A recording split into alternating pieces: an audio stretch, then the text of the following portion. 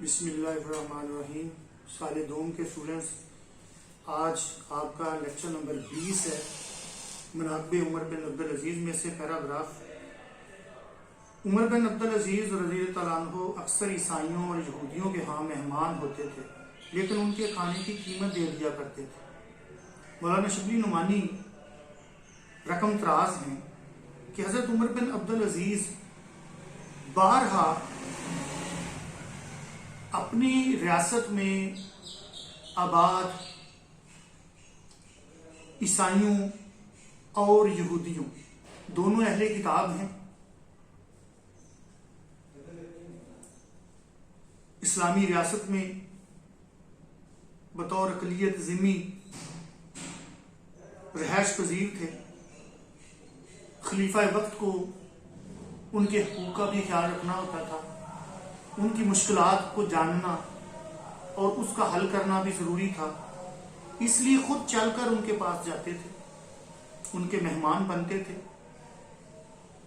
لیکن وہ جو خاطر مدارت کرتے تھے، جو تواضع کرتے تھے، جو کھانا پینا انہیں کھانے پینے کے لیے جو چیزیں فراہم کرتے تھے، کسی نہ کسی طریقے سے اس کی قیمت ادا کر دیتے تھے. ان پہ بوجھ نہیں بنتے تھے تاکہ ان کی مالی مشکلات میں اضافہ نہ ہو.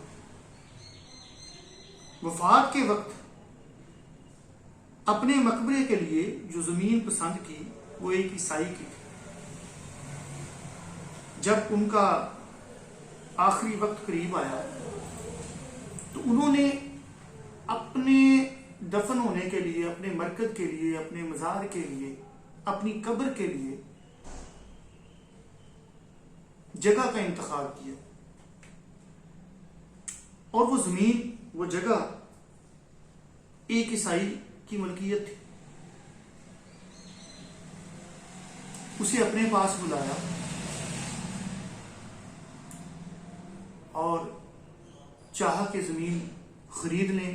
اپنا معافی و ضمیر بتایا، انہیں اپنا مدعا بتایا، اپنی خواہش کا اسے بتایا. اس نے کہا امیر المومنین قیمت کی ضرورت نہیں، ہمارے لیے تو یہ امر برکت کا باعث ہوگا. لیکن انہوں نے نہ مانا اور 30 دینار دے کر وہ زمین خرید لی.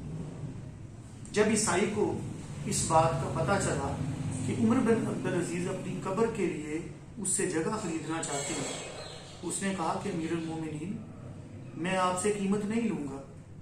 میرے لیے تو یہ باعث سعادت ہوگا، باعث سعادت افتخار ہوگا کہ آپ جیسا عظیم المرتبت خلیفہ اسلام، نیک سیرت آدمی میری زمین میں مدفون ہو. مجھے اور کیا چاہیے؟ میں آپ سے قیمت وصول نہیں کروں گا.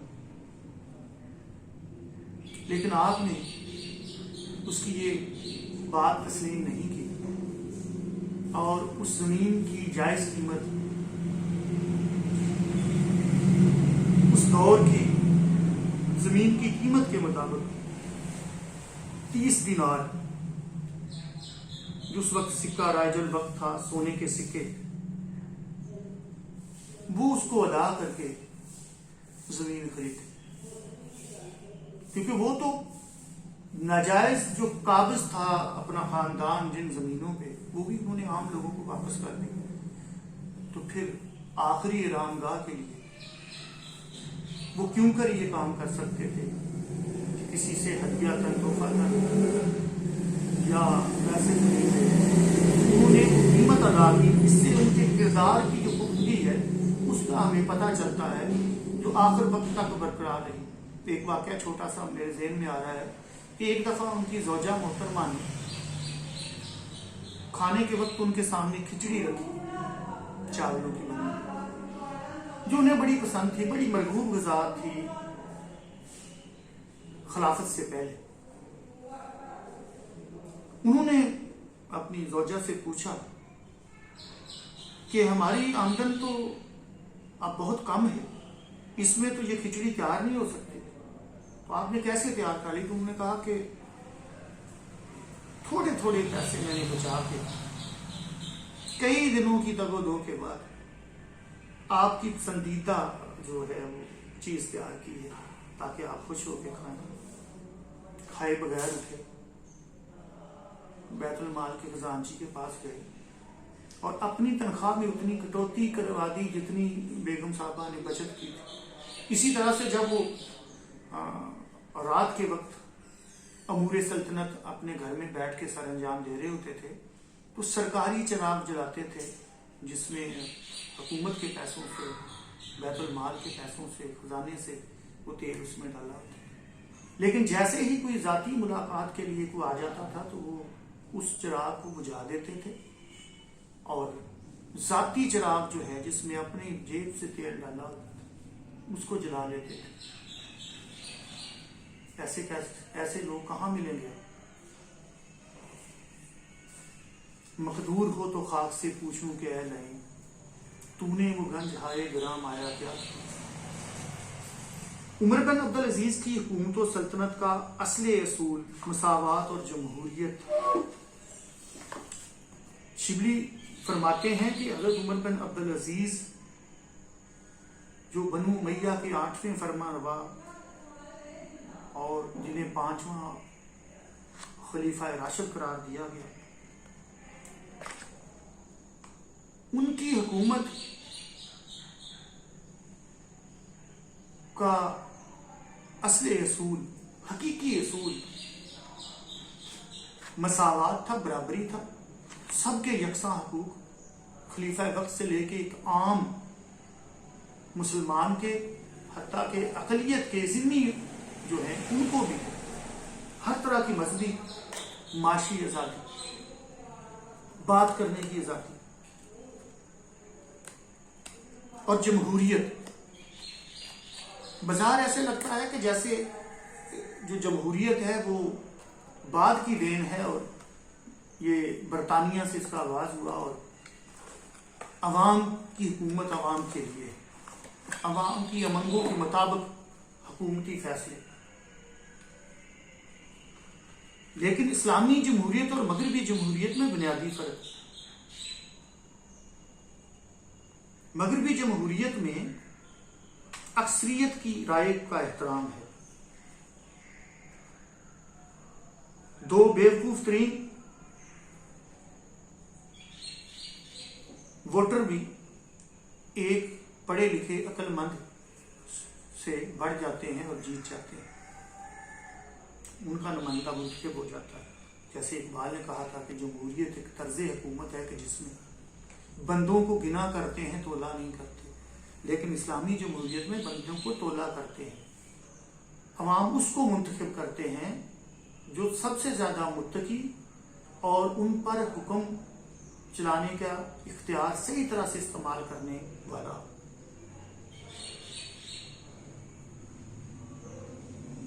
یعنی یہ کہ تمام لوگ یکساں حقوق رکھتے ہیں اور بادشاہ کو کسی پر کسی قسم کی ترجیح حاصل نہیں۔ اسی طرح سے جس طرح سے نبی کریم صلی اللہ علیہ وسلم نے ریاست مدینہ کی بنیاد رکھی، پھر حضرت ابوبکر صدیق رضی اللہ تعالیٰ عنہ، پھر حضرت عمر فاروق رضی اللہ تعالیٰ عنہ، پھر حضرت عثمان غنی رضی اللہ تعالیٰ عنہ اور پھر حضرت علی رضی اللہ تعالیٰ عنہ، جس طرح سے خلفائے راشدین نے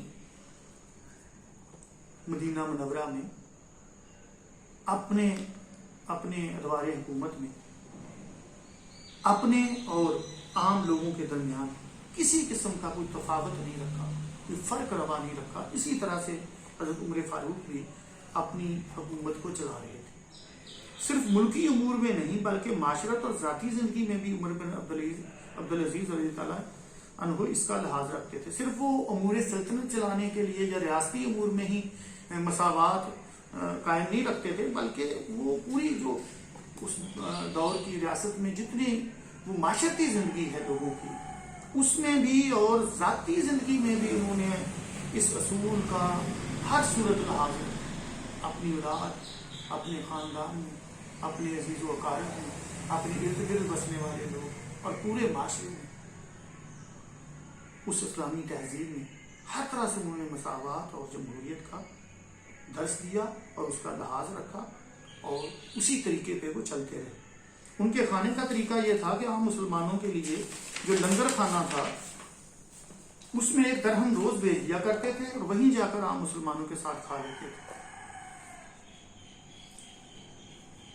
روز 1 درہم लंगर खाने में भेज देते थे, जहाँ आम लोगों के लिए उसी पैमाने पे खाने का इंतजाम किया जाता था और आम लोग जो है वहाँ पे जाके खाते थे। बहुत सारा जो बेघर लोग हैं, बेवसीला लोग हैं, वो लंगर खाने में जाकर खा लेते थे। आजकल दरबारों में भी लंगर खाने और बहुत सारे ऐसे लिखा होता है कि लंगर का उसी इंतजाम है। तो वो 1 दरहम रोज भेज देते थे, दिनार से छोटा सिक्का उस दौर का राइजुल वक्त। और आम लोगों के साथ खाना खाते थे, कम से कम 1 दफा वो एक खाना जो दिन का है वो वहां जाके खाते थे। क्यों खाते थे? कि वो लोगों के साथ बैठे, उनके मसाइल सुने, लोगों में गुले मिले और खलीफा वक्त और आम लोगों के दरमियान कोई फासला ना रहे। उस फासले को खत्म करने के लिए, उस झिझक को खत्म करने के लिए, ताकि आम लोगों की मुश्किलात से वो आगाह हो सकें।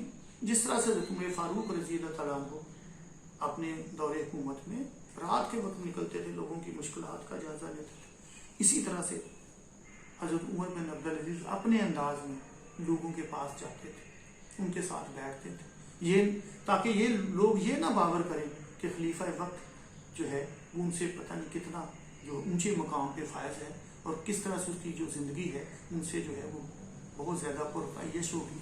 उन्होंने अवाम की सतह पे अपने आप को पेश किया और यही उनकी कामयाबी थी। और इसी से जो उनके अजीज़ व अकारब खास तौर पे जो ऐसे लोग थे जो ऐशो इशरत की जिंदगी के दिलदादा थे, उनके खानदान के, उनके दुश्मन बन चुके थे। लेकिन उन्होंने अपना जो 2.5 साल दौरे हुकूमत उसमें इस सिलसिले को हमेशा जारी और सारी रखा।